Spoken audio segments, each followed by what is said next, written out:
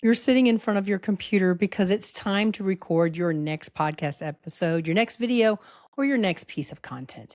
You know, this piece of content has a job to do. Its job is to bring more clients into your business consistently. But you already know it can't do that if it's sitting on your desktop because you're trying to figure out what to say. So there you are, staring at a blank screen, thinking, what the hell am I even going to say today? One of the questions I get asked quite often is, how do you keep coming up with things to talk about every single week? Well, my answer usually surprises people.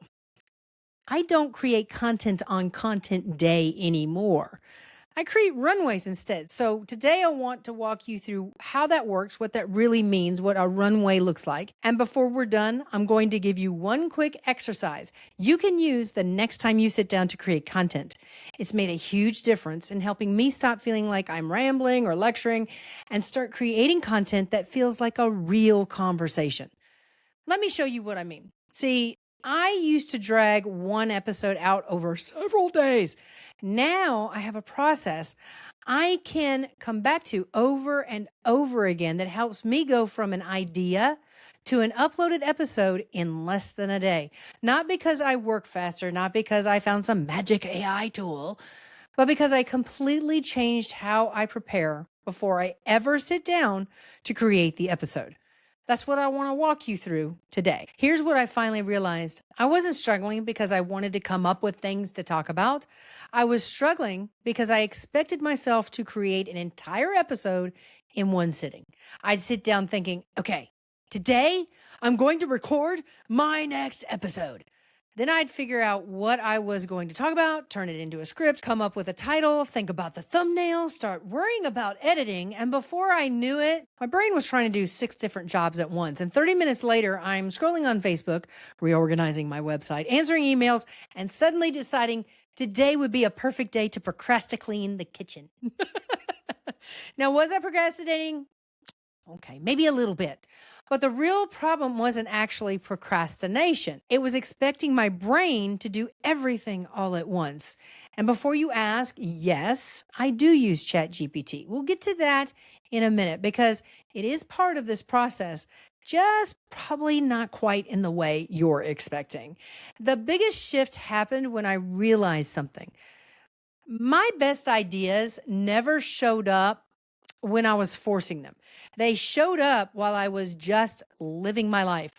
I'd be talking to a client, out driving somewhere, you know how it is, looking at my YouTube analytics, or, I'd hear someone ask a question and think to myself, that seems to be asked quite frequently. Instead of hoping I'd remember it later, I started saving it, the questions, the stories, the little moments that made me stop and think.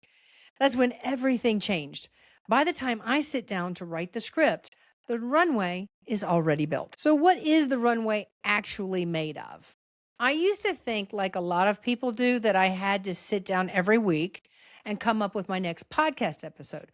What I eventually figured out was that I didn't have to come up with the episode. I just had to start collecting the pieces. Sometimes that's insights from my clients during our one on one discussions. And other times I've got 15 minutes before an appointment.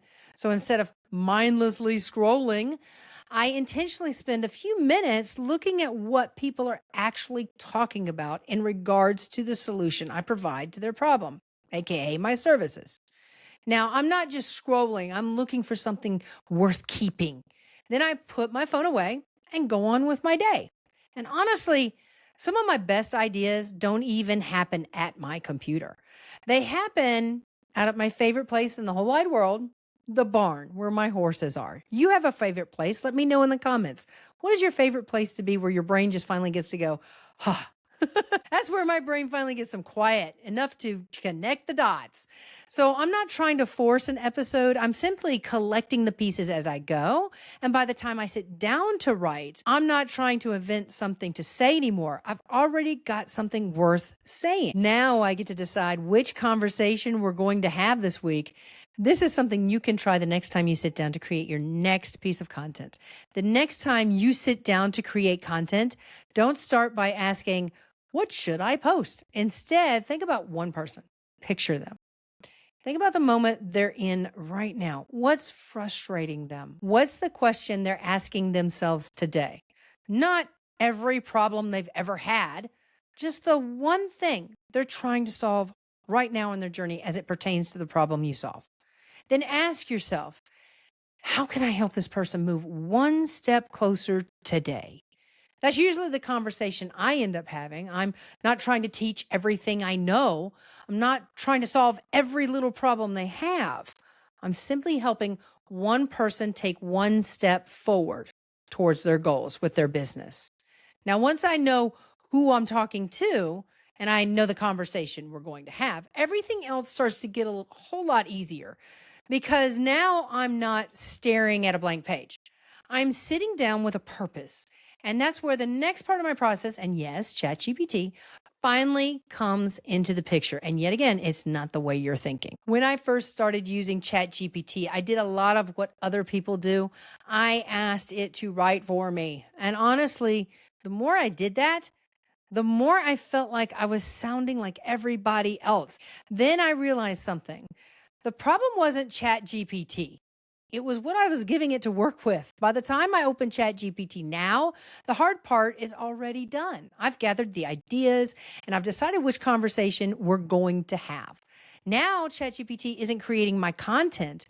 It's giving all those ideas a place to live instead of trying to keep all of those ideas floating around in my head. My brain doesn't have to carry them around anymore. Sometimes I'll drop an idea in there and just let it cook. Then I go back to living my life. A few days later, something else catches my attention. And naturally, that original idea begins to evolve. I'm not trying to force the creation process anymore. I'm giving it room to become something better. By the time I come back to it, I'm not asking ChatGPT to tell me what to say. I'm asking it to help me organize what I've already decided is worth saying. I'm not asking ChatGPT to think for me. I'm asking it to support the way I already think. If you're tired of feeling like you're starting from scratch every time you sit down to create content, and you'd rather have a process that fits the way you think, supports your business, and doesn't take over your life, take a look at Cash and Clients Without Chaos. I've put all the details in the description